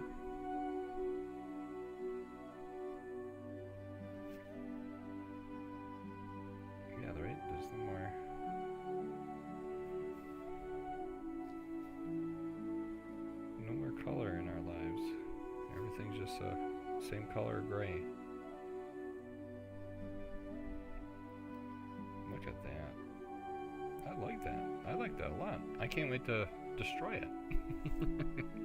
Alright, so I'll paint those. I'll keep those like that. Set that off to the side. Let's do the other one. So while I retain the same shape in my mind's eye, and I've got pretty good... Okay, I know what I'm painting now. You know, I had to practice it once and then try it out. You can see how I'm just kind of doing it a lot quicker now too. It's like, okay, now I see what I'm painting. I'm not going in those little grooves. I'm gonna just leave that there so it breaks up the shape. And then, yeah, we're just scratching my head. You know what it is? It's getting cold down here too.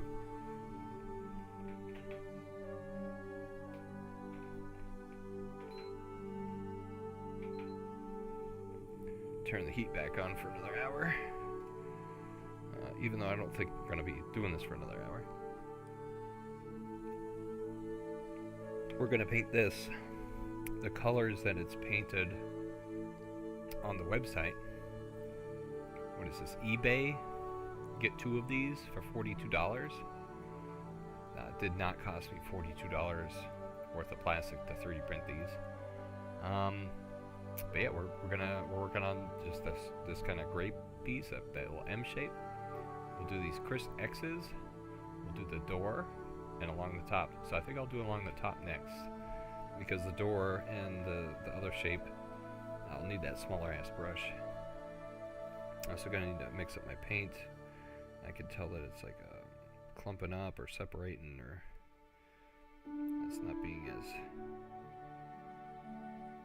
cooperative as it previously was. Now, oh, Shinobi, you run the Mystic Mecha Miniatures Forge and Mystic Mecha Forge channel. You did some channel crossover events talking about mechs and giant robots. Now you're doing this Futuristic City. Are you ever going to play BattleTech? Especially since this stuff is used with BattleTech?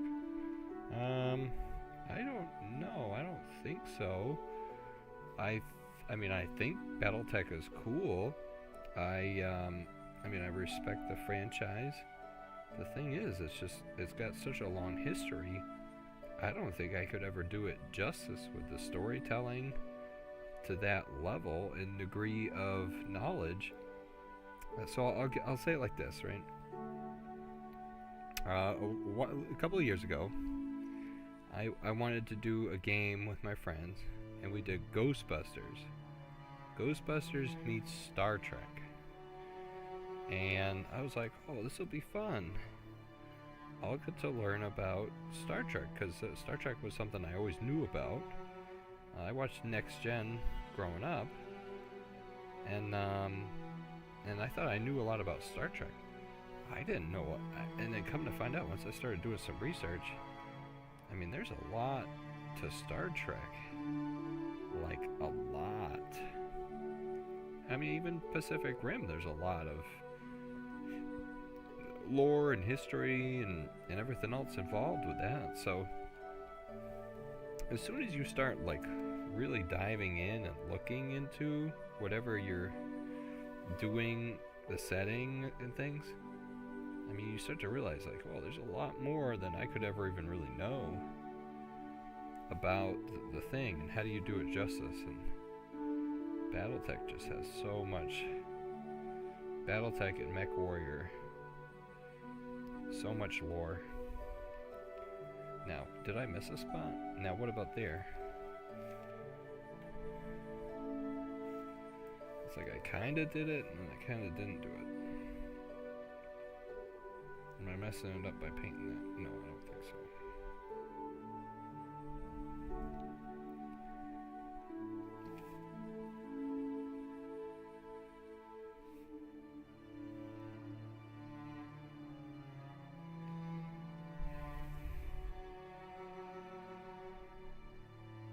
I almost feel like I missed a spot if I don't do it, so let me just do it.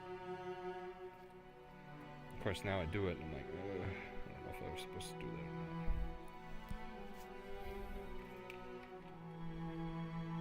not. I can't tell. No, I wasn't. But mine are gonna have them there, so. Okay. Mine'll have it there. Blah, blah, blah.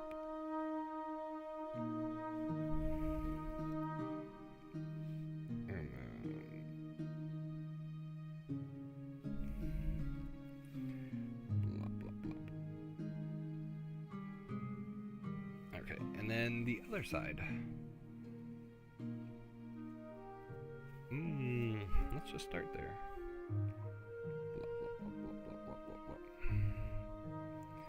Just blopping the paint on.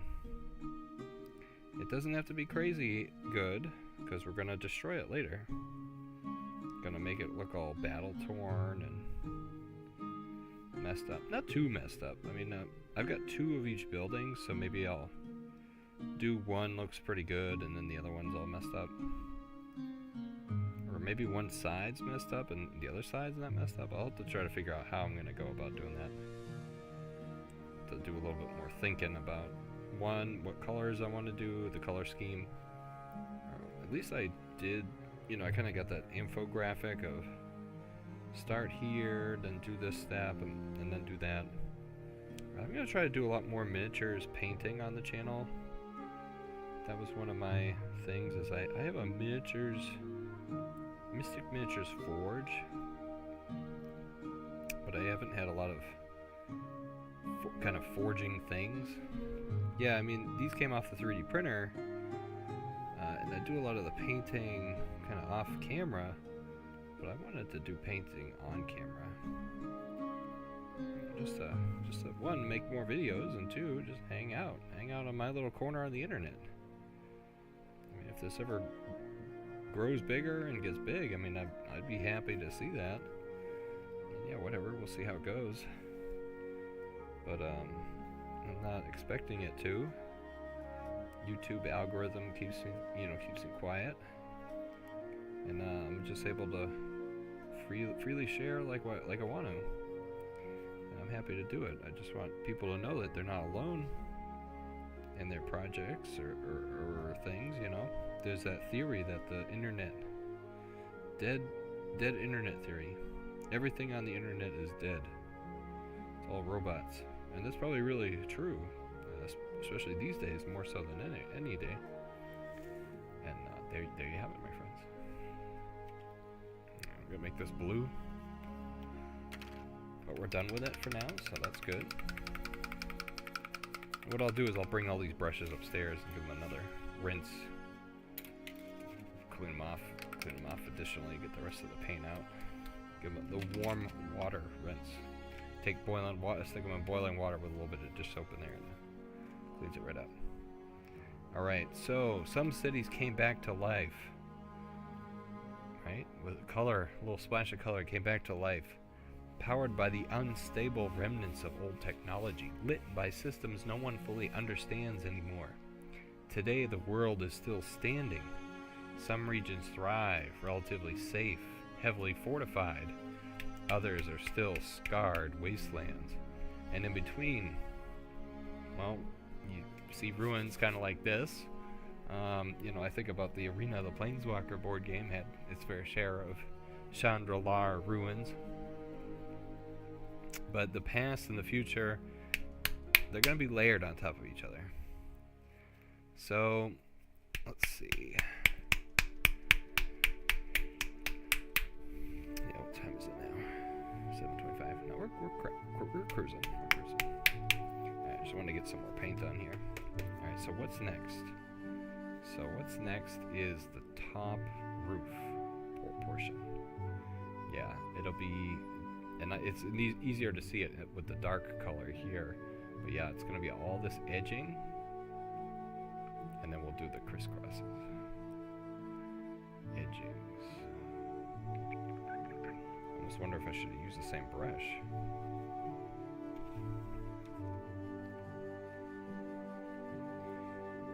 Okay, let's see here. Does this stuff not flow anymore? Oh, I really had to throw it into the well reservoir at the top.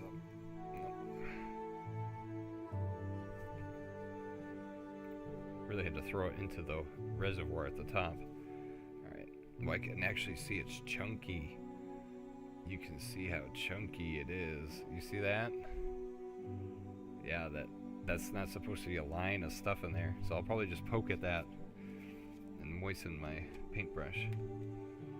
Alright, let's grab something like this. A nice little small guy. Let me see about this doorway. So the doorway, yeah, let's paint the doorways. Oh, there goes the chunk. The chunk just fell down. Now it's nice and smooth. So I'm just gonna go do the doorway.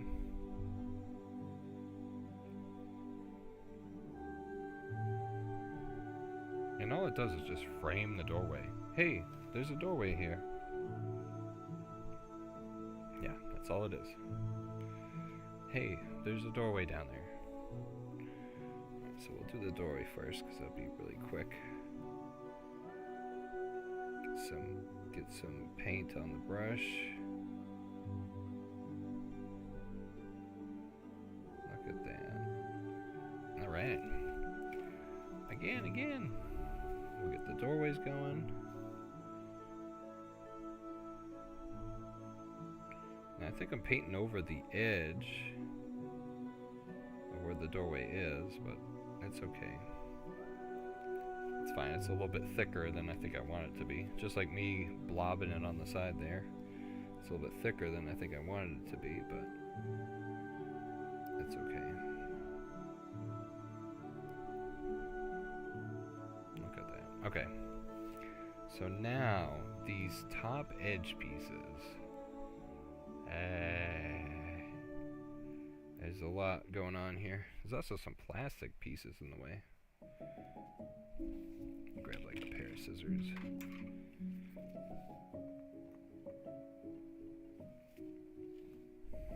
Okay.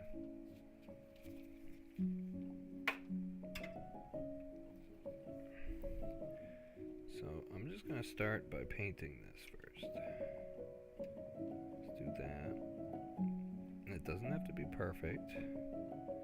We're gonna mess it up later, but we just want to show that there's a basic design here. I probably should have used the bigger brush for that, but you see how I went on one side and then the other, and then I went on one side and then the other? Like, yeah, all the way to the right, and then now I'm all the way to the left. You stay on your side of the road and I'll stay on mine. I got it done. Yeah, see? There you go. Now, what I'm going to do is do it again, but just stay in my own lane. And I think that's the perfect size for that brush there. Go down the edges.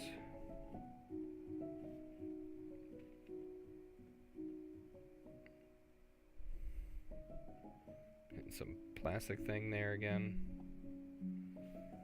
There it is. Alright. And then probably what I'll do is pivot No, let's just pivot the whole thing. I'll do it. It's better off to just kind of do rinse and repeat. Just do the same thing like again and again. Because it's like, okay, oh, I'm just doing this right now. It's like just build or just work on this. And then it'll get slowly more complex over time. And then we'll have something new. Yeah, let's see if we can make this look like the $48 miniature.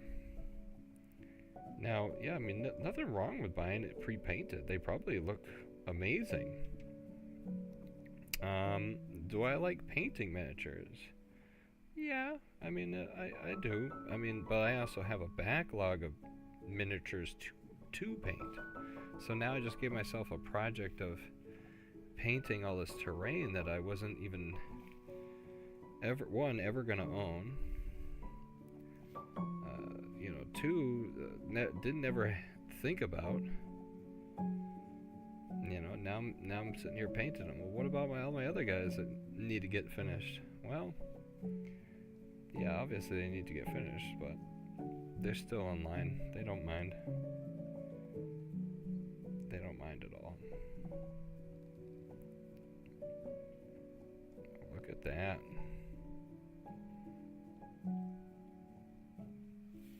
Look at that. Alright, so now we've got some color. Just defining this, I could see that either the material, what happened was it started to dry, and as it was doing so, it pulled into itself. So that's what the paint tends to do, is it will go and stick close to itself. This, I just went ahead, I could see that it's probably doing the same thing again. Make it nice and bright. Okay. Now, what do we do after that? So it was all that, and then down, now it's along the edges. Now it's along the edges.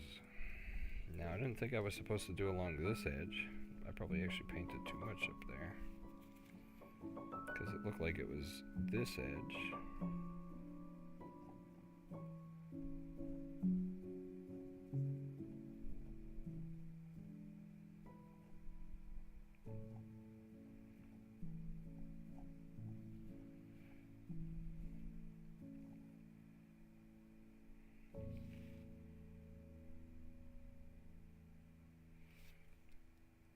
I'm just trying to keep everything nice and straight.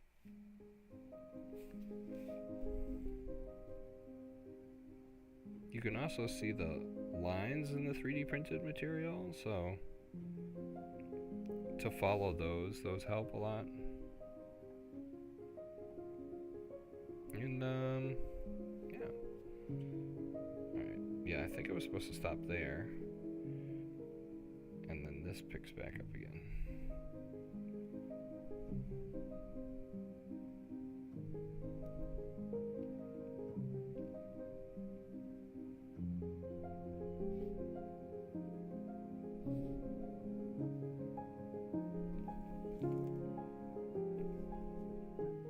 Thing is to make sure I like really pick it up the same way, because if I'm gonna put a big thumbprint on it from paint on my gloves or something, like I want to make sure I'm really controlled in that way instead of touching it all over.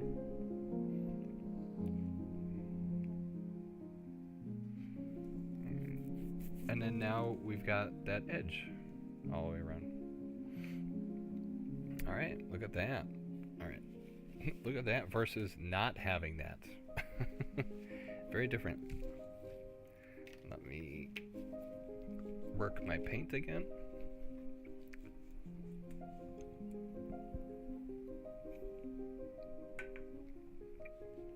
Alright, 7:34.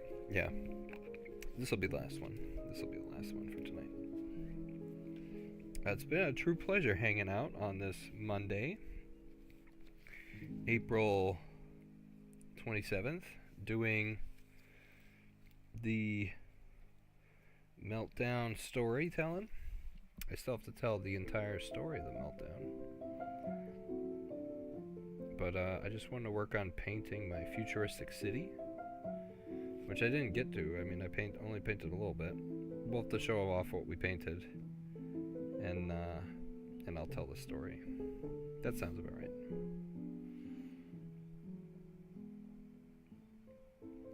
And the story will be told many, many times during all the different episodes of Ashes of the Breach, the epic tale of the mech pilot Maverick and how he's fighting the kaiju that threaten his world, trying to survive in a broken world after the meltdown. See now I'm going crazy. What are you doing? You said you're only gonna do one thing right now. I know I did, but I just got excited. I got so excited. I wanted to start doing that edge. Okay. Spin it around. Now let's get to that other side. And it's so interesting because, like, you'll paint something from one side, it'll look fine.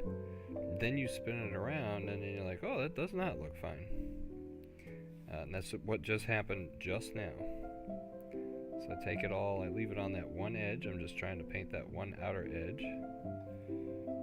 Dip in the paint again, now I paint that other edge. I'm going to find out where they meet in the middle. I'm so happy to find a couple different things of paint. One that are super old, and two that have matched the color. I guess one matched the color, two are super old, and three I have enough to probably paint everything I want to paint. Don't know what's going on with Citadel and Games Workshop and all that stuff. Definitely been in the news a lot lately with all the miniature wargaming and stuff. Nothing positive, but you know, it's how it goes. You know, when you're a huge company and you make a bunch of dumb mistakes, everybody's watching everything. Let me see here. Alright, that looks pretty cool. I like that. I like that a lot. Alright, so now we're going to do just what we did on the other side. See, this I think I went over a little bit. I think I'm only really supposed to start here. I'm not supposed to paint on this upper part. I'm only really supposed to paint down here. Go across. Go across again. Yeah, this is, the music is really nice too, just nice and relaxing. I'd love to sit down here all night and paint, but then I'd be a basement hermit, so I pretty much got other stuff to do. I've gotta eat dinner.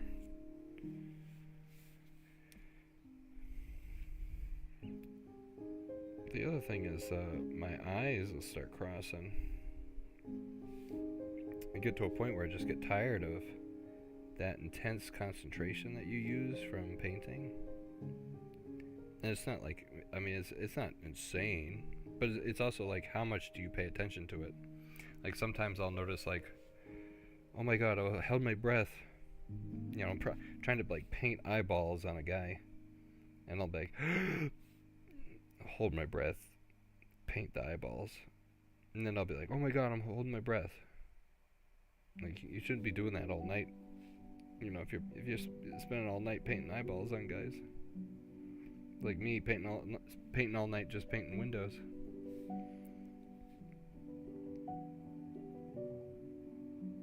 Shit.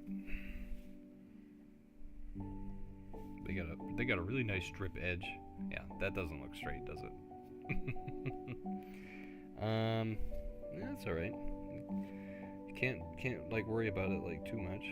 Oh, yeah, I fucked up the paint. Well, you know, it wasn't this color to begin with. This is actually glow-in-the-dark yellow or something. Yeah, this glows in the dark. Well, it sure as hell doesn't glow in the dark now. Alright, where am I? Drip edge, drip edge.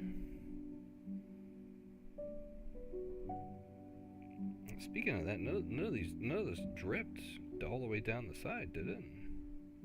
No, the paint hopefully is thick enough that it holds its own. Dries pretty quick.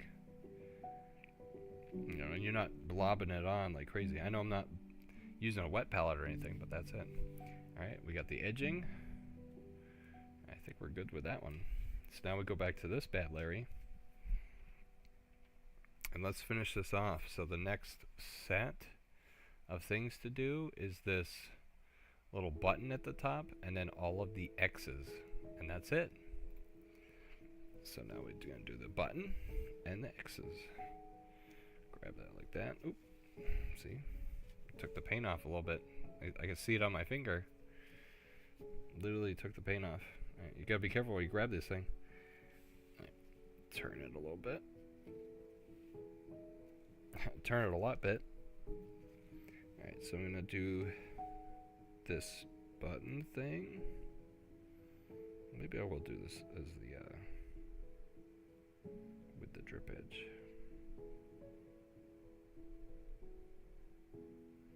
There we go.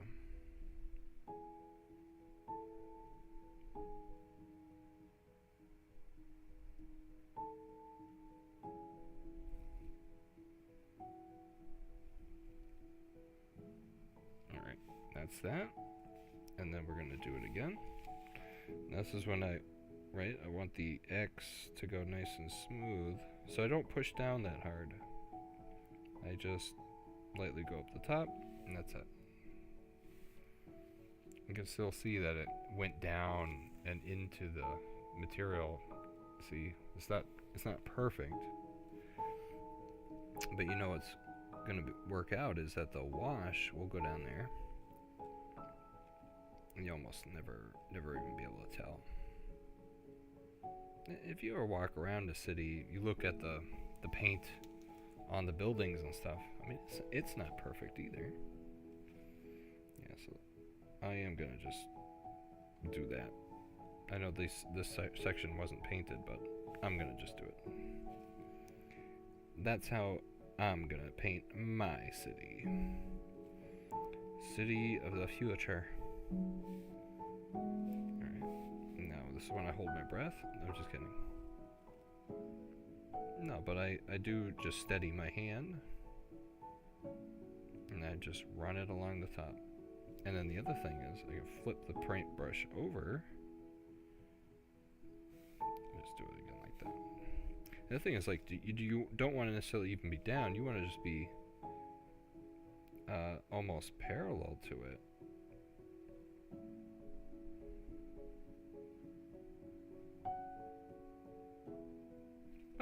And there it is. X's.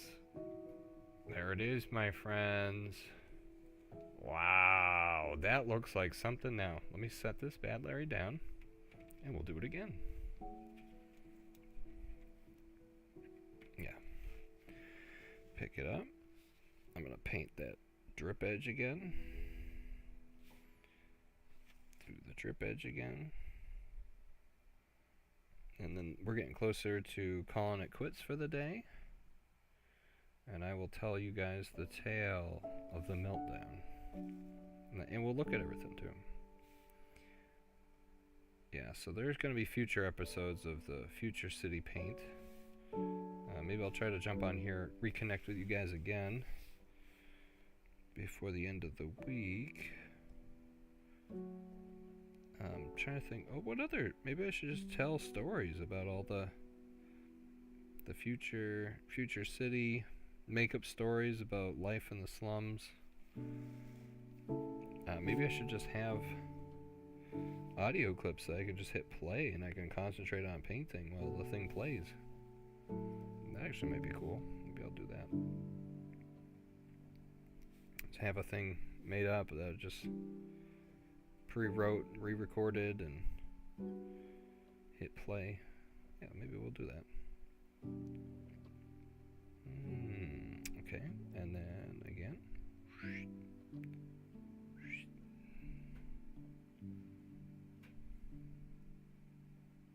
See, it doesn't have to be a lot of paint.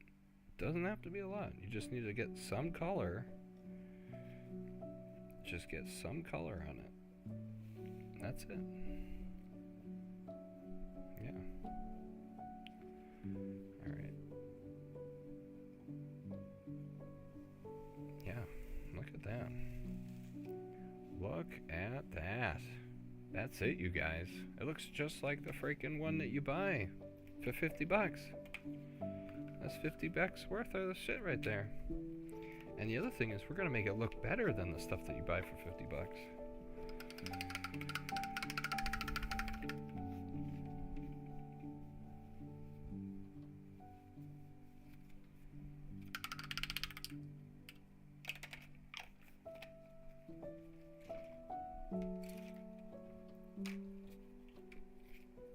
All right. So, let's see. Stories don't always need words. Sometimes they're built. They're painted. They're imagined. That's why I love projects like this. Oh, sorry, I'm just like reaching over. I'm like, which ones did I paint? That's why I love these kinds of projects. Now that I look over, we didn't actually paint a lot. My gosh. Especially all that stuff that I originally had down.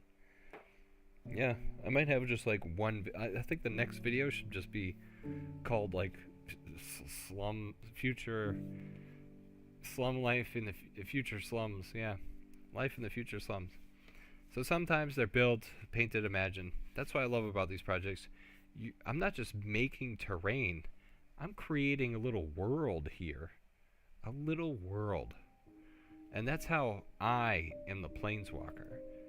You know, planeswalkers were basically gods. They were able to create entire planes. Think about Karn and Mirodin in the Metal World, where he showed up there and was able to create and build things. Made it mathematical perfection.